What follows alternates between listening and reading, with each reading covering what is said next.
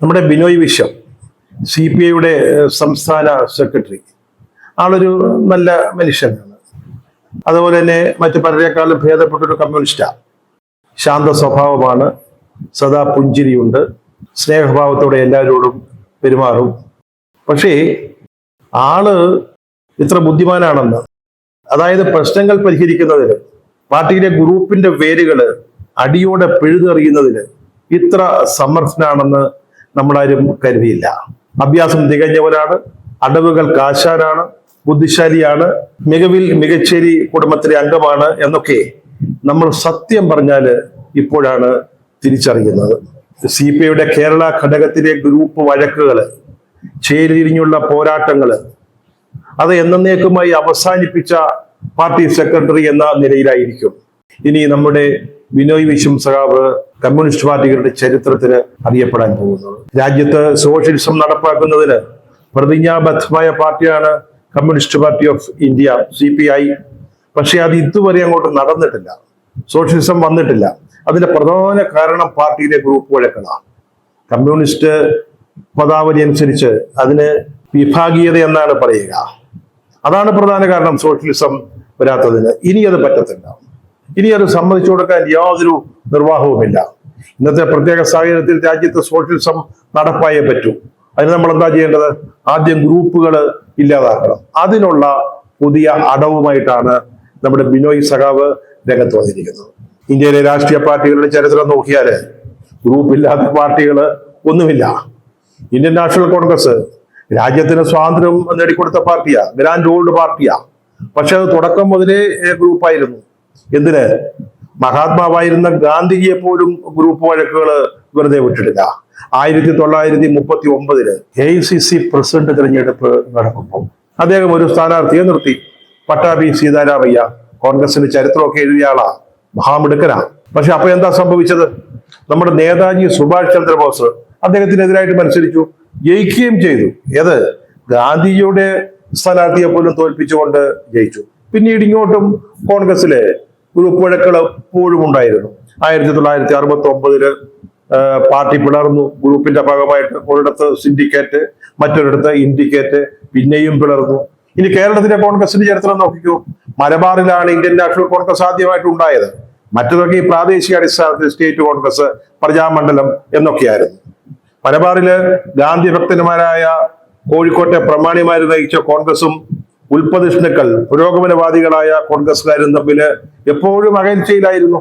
അബ്ദുറഹ്മാൻ സാഹിബ് ഒക്കെ അപ്പുറത്തെ സൈഡിലാ, പുരോഗമനവാദികളുടെ കൂട്ടത്തിലാ.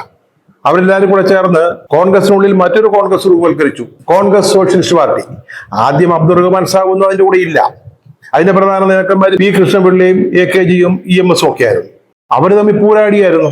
EMSും P. കൃഷ്ണപിള്ളയും ഒരു ഭാഗത്ത്, AKG മറുവശത്ത്. ഒരു പാർട്ടി സമ്മേളനത്തിൽ, CSPയുടെ കോൺഗ്രസ് സോഷ്യലിസ്റ്റ് പാർട്ടിയുടെ സമ്മേളനത്തിൽ AKG P. കൃഷ്ണപിള്ളിക്ക് ഒറ്റ അടി കൊടുത്തു കരണത്ത്. അത് ചരിത്രമാണ്. പണ്ടൊരു ടെലിവിഷൻ ചർച്ചയിൽ ഞാനത് അറിയാതെ ഒന്ന് പറഞ്ഞുപോയി. AKG പണ്ട് P. കൃഷ്ണപിള്ളിയെ തല്ലി എന്ന കഥ അതൊരു പഴയ കഥയാ, സന്ദർഭവശാൽ പറഞ്ഞതാ. എന്റെ അമ്മ അന്ന് CPMനെ പ്രതികരിച്ച് ആ പാനലിൽ ഉണ്ടായിരുന്ന ഒരു സഖാവ്, മറ്റൊരു സ്റ്റുഡിയോയിലായിരുന്നു അദ്ദേഹം ഇരുന്നിരുന്നത്. അതുകൊണ്ട് എനിക്ക് തല്ല് കിട്ടിയില്ല, ഭേദ്യമുണ്ടായില്ല. അങ്ങനെ ഞാൻ അല്പത്തിന് രക്ഷപ്പെട്ടതാ. അതുപോലെ തന്നെ P. കൃഷ്ണപിള്ളിക്കും EMSനും എതിരായിട്ട് AKGയുടെ നേതൃത്വത്തില് മദ്രാസിലേക്ക് പട്ടിണി ജാഥ നടന്നിട്ടുണ്ട്. ഇത് കോൺഗ്രസിനുള്ളിലെ ഒരു പാർട്ടിയായിരുന്ന കോൺഗ്രസ് സോഷ്യലിസ്റ്റ് പാർട്ടിയിലെ കാര്യമാണ്. പിന്നീട് ഏതാണ്ട് ഈ പാർട്ടിയാണ് പിണറായിലെ പാറപ്പുറത്ത് യോഗം ചേർന്ന് യഥാർത്ഥ CPI ആയിട്ട് രൂപാന്തരപ്പെട്ടത്. CPI പിന്നെയും പിളർന്നു. അങ്ങനെയാണ് CPM ഉണ്ടായത്. കേരളത്തിലെ CPM നോക്കുക, കാലാകാലങ്ങളിൽ ഗ്രൂപ്പുകൾ ഉണ്ടായിരുന്നു. EMSന്റെയും AKGയുടെയും നേതൃത്വത്തില് രണ്ടു തട്ടിലായിട്ടാണ് പലപ്പോഴും പ്രവർത്തിച്ചിരുന്നത്. പിന്നീട് ഇത് VS അച്യുതാനന്ദൻ CIT വിഭാഗം തമ്മിലായി. അത് മാറിയിട്ട് VSും പിണറായിയും തമ്മിലായി. ആദ്യകാലത്ത് VS എതിരാളികളെ വെട്ടിനിർത്തി, പിന്നീട് പിണറായി മറ്റുള്ളവരെ വെട്ടിനിർത്തി. ഇപ്പോൾ പാർട്ടി ഏതാണ്ട് നമ്മുടെ പിണറായിയുടെ കൈകളിലാണ്. ഇപ്പോൾ നമ്മുടെ ബേബിചായം വന്നിരിക്കുക, പാർട്ടിയുടെ ദേശീയ ജനറൽ സെക്രട്ടറി. ഈ ഗ്രൂപ്പ് സമവാക്യങ്ങളിൽ എന്തെങ്കിലും മാറ്റമുണ്ടാകുമോ എന്നൊക്കെ നമ്മൾ കണ്ടറിയണം. ഇപ്പൊ കുഴപ്പമൊന്നുമില്ലെന്നാ പറയുന്നത്. പിണറായി വിജയൻ കേരളത്തിന്റെ കാരണവരാണെന്നാണ് ബേബി ഇപ്പൊ പറഞ്ഞിരിക്കുന്നത്. ഇതുവരെ അദ്ദേഹം കാരണഭൂതനായിരുന്നു, ക്യാപ്റ്റനായിരുന്നു, മറ്റു പലതുമായിരുന്നു. ഇപ്പോൾ കേരളത്തിന്റെ കാരണവരാണ്. ബേബി തന്നെ പറഞ്ഞതാ. ഈ പറഞ്ഞതൊരു ഭംഗിവാക്ക് മാത്രമല്ല കേട്ടോ, ഒരു ആശംസയല്ല. അതിന്റെ പിന്നിലൊരു രാഷ്ട്രീയമുണ്ട്. നമ്മുടെ കേരളത്തിലെ രീതി അനുസരിച്ച് കാരണേപ്പാടുമാര് വീട്ടിൽ ഒതുങ്ങിയിരിക്കുകയാണ് വേണ്ടത്. വയസ്സൊക്കെ ആയി, 19 ആയി. ഇനി വീടിന്റെ ഒരു മൂലയിലിരുന്ന് കൊച്ചുമക്കളെ കളിപ്പിക്കുക, സമയാസമയങ്ങളിൽ ഭക്ഷണം കഴിക്കുക, അതിനുള്ള പാങ്ങൊക്കെ ഈ പാർട്ടിക്കുണ്ട്. പിന്നീട് OTT വരുന്ന സിനിമകളോ കണ്ട് അങ്ങനെ സമയം പോക്കുകയാണ് ഭംഗി. അനന്തരമക്കള് ബാക്കി കാര്യങ്ങൾ നോക്കിക്കോളാം. അങ്ങനെ ഒരു അർത്ഥവും ഈ ബേബിയുടെ കാരണവറുവിളിയിൽ ഉണ്ട്. അത് നമുക്ക് എങ്ങനെ പരിണമിക്കുന്നു എന്നുള്ളത് കാത്തിരുന്ന് കാണാം. കോൺഗ്രസിലെ ഗ്രൂപ്പ് വഴക്കിനെ കുറിച്ച് നേരത്തെ ഒന്ന് പറഞ്ഞു. കോഴിക്കോട്ട് മലബാർ കോൺഗ്രസിലെ ഗ്രൂപ്പ് വഴക്ക്. പിന്നീട് ഇങ്ങോട്ട് കേരളം വന്നു കഴിഞ്ഞപ്പം ഗ്രൂപ്പിന്റെ പെരളിയായിരുന്നു CK Govindan Nair, CM Stephen, R Shankar, VT Chacko, അങ്ങനെ പലതരത്തിലുള്ള ഗ്രൂപ്പുകൾ. ഇതെല്ലാം കഴിഞ്ഞ് നമ്മുടെ സമകാലീന രാഷ്ട്രീയത്തില് AK ആന്റണിയും K കരുണാകരനും തമ്മിലായിരുന്നു പ്രീമിയർ ലീഗ് കളികൾ നടന്നിരുന്നത്. AK അങ്ങ് ഡൽഹിയിലോട്ട് പോയപ്പോഴേ അത് ഉമ്മൻചാണ്ടിയും കരുണാകരനും തമ്മിലായി. പിന്നീട് ഉമ്മൻചാണ്ടിയും രമേശ് ചെന്നിത്തലയും തമ്മിലായി. ഇപ്പൊ ഗ്രൂപ്പ് ഇല്ലെന്നാ പറയുന്നത്. കോൺഗ്രസ് ഗ്രൂപ്പേ ഇല്ല എന്നാ പറയുന്നത്. പക്ഷെ ആ ഗ്രൂപ്പ് ഇല്ല എന്ന് പറയുന്നിടത്ത് 5ഓ 6ഓ ഗ്രൂപ്പ് ഉണ്ടെന്ന് അതിനുള്ളിലെ തന്നെ ദോഷയ്ക്ക് ദൃക്കുകൾ പറയുന്നുണ്ട്. അങ്ങനെ ഗ്രൂപ്പുകളാൽ സമർത്ഥമായിരുന്നു കേരളത്തിലെ പാർട്ടികൾ. CPI ഒട്ടും വ്യത്യസ്തമല്ല. ഏറ്റവും അവസാനം അവിടെ കളരി അഭ്യാസം നടന്നിരുന്നത് കാനം രാജേന്ദ്രനും K ഇസ്മയിലും തമ്മിലായിരുന്നു. പക്ഷെ കാനമായി ജയിച്ചത്. എതിർ ഗ്രൂപ്പിനെ അടിയോടെ മാന്തി കളഞ്ഞു. അവസാനം കാനത്തിന്റെ ഒരു ഏകാധിപത്യം, അല്ലെങ്കിൽ അദ്ദേഹത്തിന്റെ കയ്യിലായി മുഴുവൻ പാർട്ടി. അതിന്റെ തുടർച്ചയായിട്ടാണ് ബിനോയ് വിശ്വം സെക്രട്ടറി സ്ഥാനത്തേക്ക് വരുന്നത്. പക്ഷെ ഇപ്പോഴും ആ ഗ്രൂപ്പിസം അങ്ങോട്ട് അടങ്ങിയിട്ടില്ല. ലവന്മാർ അവിടെ കിടന്ന് ഒച്ചയും ബഹളവും ഒക്കെ ഉണ്ടാക്കുക, എതിരഭിപ്രായങ്ങളൊക്കെ പറയാ. നമ്മൾ എന്ത് പറഞ്ഞാലും അതിനെ എതിർക്കും. പാലക്കാടൊക്കെ മഹിളാ വിഭാഗത്തിന് തന്നെ ഇപ്പൊ പാരലൽ കമ്മിറ്റികൾ, സമാന്തര കമ്മിറ്റികൾ വന്നിരിക്കുക. ഇത് അവസാനിപ്പിച്ചേ പറ്റൂ. ഈ ഗ്രൂപ്പുകൾ നമുക്ക് അങ്ങനെ വെച്ചുകൊണ്ട് പോകാൻ പറ്റത്തില്ല. ഇപ്പൊ സെക്രട്ടറി എന്ന് പറയുന്നത് ബിനോയ് വിശ്വമാണ്, അല്ലാതെ ചുമ്മാ അപ്പാപ്പൻ കളിയല്ല. വല്ലപ്പോഴും ഒരു കവിത എഴുതി വന്നുള്ളത് കൊണ്ട് ആളത്ര ടഫല്ല എന്നൊന്നും വിചാരിക്കണ്ട. ഈ കവിതകൾക്ക് പിന്നിലും ചില കഥകളൊക്കെ ഉണ്ട്. അത് നമ്മുടെ വിഷയമല്ലാത്തത് കൊണ്ട് പറയുന്നില്ല. അദ്ദേഹം ഒരു കാര്യം തീരുമാനിച്ചിട്ടുണ്ട്, നമുക്ക് നമ്മുടെ പാർട്ടിയിൽ ഇനി ഗ്രൂപ്പുകൾ വേണ്ട. അദ്ദേഹം അതിന് കണ്ടുപിടിച്ച ഏറ്റവും നവീനമായ ഒരു മാർഗം അല്ലെങ്കിൽ രീതി എന്ന് പറയുന്നത്, ഇനി നമുക്ക് നമ്മുടെ സമ്മേളനങ്ങളില് മത്സരം വേണ്ട. എല്ലാവരും മത്സരമില്ലാതെ ഏകകണ്ഠമായിട്ട് ജയിച്ചു വന്നാൽ മതി. ഇപ്പൊ പാർട്ടി സമ്മേളനങ്ങൾ നടന്നുകൊണ്ടിരിക്കുക, ലോക്കൽ സമ്മേളനങ്ങൾ വരെ ആയിക്കഴിഞ്ഞു. അവിടെയൊക്കെ വല്ലാത്ത വിമർശനങ്ങളാണെന്നേ. CPIയുടെ നേതൃത്വത്തെ യാതൊരു ലക്കും ലഹാനുമില്ലാതെ പ്രതിനിധികൾ അങ്ങ് വിമർശിക്കുക. പ്രധാന വിമർശനം എന്ന് പറയുന്നത്, ഇപ്പോ ഇടതുപക്ഷ മുന്നണിയിൽ ഒരു തിരുത്തൽ ശക്തിയാവാൻ CPIക്ക് കഴിയുന്നില്ല. CPMന്റെ ഒരു അടിമഭാവത്തിലാണ് CPI നിൽക്കുന്നത്. പിന്നെ തിരുത്തൽ ശക്തി നല്ല കാര്യമായി. കേരളത്തിലെ ഇടതുമുന്നണിയിലെ CPI തിരുത്തൽ ശക്തിയാകും പോലും നമ്മളെടുത്ത നിലപാടിനെതിരായിട്ട് തീരുമാനമെടുത്തത് അവരെല്ലാവരും കൂടെ വന്ന് നമ്മുടെ പാർട്ടി ഓഫീസിൽ വെച്ചിട്ടാ, MN സ്മാരകത്തിൽ. ഓർമ്മയില്ലേ? അവിടെ പിണറായി വിജയനെതിരെ ഒന്ന് പിടിച്ചു നിൽക്കാൻ പെടുന്ന പാടുണ്ടല്ലോ. അതുപോലെ ഈ സഹകൾക്ക് അറിയാമോ? താഴെ തട്ടിലെ യോഗങ്ങളിലൊക്കെ എന്നിട്ട് വിമർശിക്കുന്നവർക്ക്, നമ്മളെ എതിർക്കുന്ന നേതാക്കൾക്ക് അത് മനസ്സിലാകുന്നുണ്ടോ? തിരുത്തൽ ശക്തിയാകണം പോലും, തിരുത്തൽ ശക്തി. അതുകൊണ്ടാണ് ബിനോയ് സാവിന്റെ കല്ല് പിളർക്കുന്ന സർക്കുലർ കൽപ്പന ഇറങ്ങിയിരിക്കുന്നത്. സമ്മേളനങ്ങളിൽ മത്സരം പാടില്ല. എവിടെയെങ്കിലും മത്സരത്തിനൊരു സാധ്യത ഉണ്ടായാൽ, സമവായം ഉണ്ടാകുന്നില്ലെങ്കിൽ സമ്മേളനം അവിടെ വെച്ച് അവസാനിപ്പിക്കുക, അവിടെ വെച്ച് നിർത്തുക. 1ഓ 2ഓ പേരോ വല്ലവരും മത്സരിക്കാൻ വന്നാൽ സാരമില്ല, അനുവദിച്ചു കൊടുക്കാം. പക്ഷെ ഒരു പാനലായിട്ട്, ഗ്രൂപ്പായിട്ട്, ഈ പാനൽ എന്നൊക്കെ പറയുമ്പം അതൊക്കെ ജനാധിപത്യമാണ്. പക്ഷെ അതിന് ഗ്രൂപ്പ് എന്നാ നമ്മുടെ പദാവലിയിലെ വൊക്കാബുലറിയിൽ പറയുന്നത്. അങ്ങനെ ഒരു പാനലായിട്ടോ മറ്റോ വന്നാല് സമ്മേളനം അവിടെ വെച്ച് നിർത്തിവെച്ചേക്കണം. എന്നിട്ട് മേലാഫീസർമാരുടെ അല്ലെങ്കിൽ മേൽഘടകങ്ങളിലുള്ള നേതാക്കളുടെ സാന്നിധ്യത്തിൽ ഇനി ബാക്കി സമ്മേളന നടപടികൾ നടത്തിയാൽ മതി. നല്ല സൗകര്യമല്ലേ? അപ്പൊ നമുക്ക് പാർട്ടി പറയുന്ന ആളുകളെ യാതൊരു എതിർപ്പും കൂടാതെ അധികാര സ്ഥാനങ്ങളിൽ, കമ്മിറ്റികളിലൊക്കെ പ്രതിഷ്ഠിക്കാം. ഗ്രൂപ്പും ഉണ്ടാവില്ല, എതിർപ്പും ഉണ്ടാവില്ല. ഈ സമ്മേളനങ്ങളിൽ ചർച്ച തന്നെ വേണ്ട എന്ന് വെക്കാം. ഈ പാർട്ടി സെക്രട്ടറിമാരെ അവതരിപ്പിക്കുന്ന റിപ്പോർട്ടിന്മേൽ ചർച്ച നടക്കുമല്ലോ, അതാണല്ലോ കമ്മ്യൂണിസ്റ്റ് രീതി. അത് തന്നെ വേണ്ടെന്ന് വെച്ചാലോ എന്ന് ആലോചിച്ചതാ.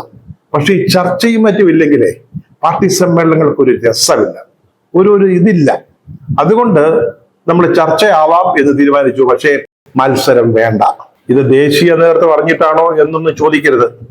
ഡി രാജ, ദേശീയ ജനറൽ സെക്രട്ടറി, ദേശീയ രാജ, അദ്ദേഹത്തിന്റെ അറിവോടാണോ ഈ കേരള രാജ ഈ പുതിയ പരിഷ്കാരം കൊണ്ടുവന്നിരിക്കുന്നത് എന്ന് നമുക്ക് അറിഞ്ഞുകൂടാ. എന്തായാലും തീരുമാനമാണ്. പാനൽ അടിസ്ഥാനത്തിൽ, അല്ലെങ്കിൽ അങ്ങനെ മത്സരം വേണ്ടെന്നേ. നമ്മുടെ പാർട്ടി കമ്മ്യൂണിസ്റ്റ് പാർട്ടിയാണ്. ഇതാണ് കമ്മ്യൂണിസ്റ്റ് പാർട്ടിയിലെ ജനാധിപത്യം, ജനാധിപത്യത്തിന്റെ സൗന്ദര്യം, ജനാധിപത്യത്തിന്റെ പൂക്കാലം. ഇപ്പോൾ ഒരുതരം സസ്പെൻഷൻ രാജാണ് പാർട്ടിയിൽ നടത്തിക്കൊണ്ടിരിക്കുന്നത്, അല്ലെ നടന്നുകൊണ്ടിരിക്കുന്നത്. നമ്മൾ കെ ഇസ്മായിലിനെ സസ്പെൻഷൻ അടിച്ച് പുറത്തു നിർത്തിയിരിക്കുക. ഈ സമ്മേളനകാലം കഴിയാതെ അദ്ദേഹത്തിന് ഏതെങ്കിലും ഒരു CPI ഓഫീസിലോ ഒരു സമ്മേളന സ്ഥലത്തോ കാലുകുത്താൻ സാധിക്കത്തില്ല. അടിച്ചു കൊടുത്തു സസ്പെൻഷൻ, പുറത്ത് 6 മാസത്തേക്ക്. 6 മാസം കഴിഞ്ഞ് വരുമ്പോഴത്തേക്ക് സമ്മേളനങ്ങളൊക്കെ കഴിയും. ഇസ്മായിൽ എന്ത് ചെയ്യാനാ? പാർട്ടിയോട് എന്ത് ചെയ്യാനാ? അത് ചെങ്ങറ സുരേന്ദ്രൻ പുള്ളിക്കാരനെ അടിച്ചു പുറത്താക്കിയിരിക്കുക, സസ്പെൻഷൻ ഇല്ല. അപ്പൊ ഈ സസ്പെൻഷൻ രാജായിപ്പോ നടക്കുന്നത്. അതിന്റെ ഒപ്പം മത്സരം കൂടെ ഇല്ല എന്ന് വന്നാൽ പിന്നെ എന്താ സുഖം? പാർട്ടി ഭരിക്കാൻ, പാർട്ടി നയിച്ചുകൊണ്ട് പോകാൻ എന്തൊരു സുഖമാണ്. യാതൊരു ടെൻഷനും വേണ്ട. രാവിലെ 10 മുതൽ 5:30 വരെ MN സ്മാരകത്തിലിരിക്കുക, പിന്നീട് വീട്ടിൽ പോയി ഭക്ഷണമൊക്കെ കഴിച്ച് ഉറങ്ങുക, OTTയിലെ സിനിമയൊക്കെ കാണുക, സന്തോഷമായിട്ട് കഴിയുക. അതിനുള്ളൊരു വഴിയാണ് നമ്മുടെ ബിനോയ് വിശ്വം CPIയിൽ നടപ്പാക്കിയിരിക്കുന്നത്. ഇത് പലരും മാതൃകയാക്കേണ്ടതാണ്. മാതൃക. നമ്മുടെ CPMന്റെ പുതിയ ജനറൽ സെക്രട്ടറി MA ബേബി ദേശായൻ അച്ചാനി ഒന്ന് പഠിക്കണം. ഈ ബിനോയിയുടെ പുതിയ ഭരണ പരിഷ്കാരം ഇത് കമ്മ്യൂണിസ്റ്റ് ചരിത്രത്തിന്റെ ഭാഗമാകാൻ പോകുന്നതാ. CPI ഒരു ചെറിയ പാർട്ടിയാണെന്നോ നമ്മുടെ ബിനോയ് വിശ്വം ജൂനിയർ ആണെന്നോ ഒന്നും കരുതണ്ട. ബിനോയ് അത്ര ജൂനിയർ ഒന്നും അല്ല. ബേച്ചാനേക്കാൾ 1 വയസ്സിന്റെ കുറവ് മാത്രമേ ഉള്ളൂ. വയസ്സ് 70 എത്തുക നവംബറിൽ. അപ്പൊ ആ ജൂനിയോറിറ്റി സീനിയോറിറ്റി ഒന്നും നോക്കണ്ട, ചെറിയ പാർട്ടിയാണെന്നും നോക്കണ്ട. നമ്മുടെ പാർട്ടിയിൽ ഇത് പ്രയോഗിക്കാൻ പറ്റിയൊരു സാധനമാണെങ്കിൽ യാതൊരു മടിയും കൂടാതെ സ്വീകരിച്ചോളണം. മധുര കോൺഗ്രസിലെ DL കരാട് എന്ന് പറയുന്ന ഒരുത്തൻ കാണിച്ച വേണ്ടാതീനം, വകതിരിവില്ലായ്മ നമ്മൾ കണ്ടതല്ലേ.